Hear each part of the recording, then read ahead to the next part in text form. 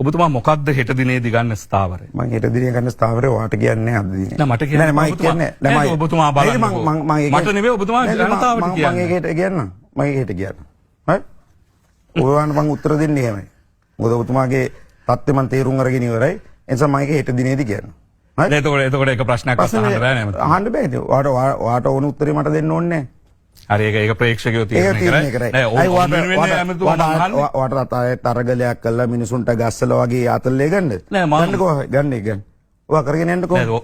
ඔයාම කරගෙන යන්න. වැඩක් නෑ ඔබතුමා. එහෙනම් මම යන්නම් වැඩක් නැත්තා. ඔයා කරගන්න. දැන් මට ඔබතුමා ඔයා කරගන්න. වැඩක් නෑ නේද මේක කරලා එන. වාට ඕන විතර ඔයා කරගන්න. වාට ඕන උත්තරේ දෙන්න මම මෙතනට ආවේ නෑ. හොඳට මතක තියාගන්න. හරි?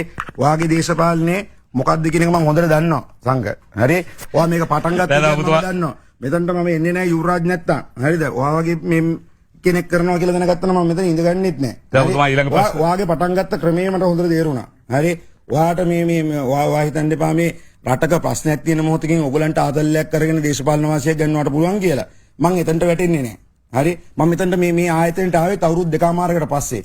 ඒ ආයතනට ආවෙත් මොකද අවුරුදු දෙකමාරකට පස්සේ මාව ගෙන්වෙත් ඒ කියන එකත් මම හොඳට දන්නවා. සමග කට උස්ස ගන්න එපා. හරියට මේක කරනවා නම් හරියට කරමු. නැත්නම් මේක ඔබතුමා කරුණාකරලා ඊළඟ ප්‍රශ්නට උත්තර දෙන්න. කරුණාකරලා නේද? මගේ මොකද්ද මගේ ඔබතුමාගේ ඉල්ලීමක් කරනවා. ඔය ඉස්කෝලේ මගේ මාස්ටර්ද?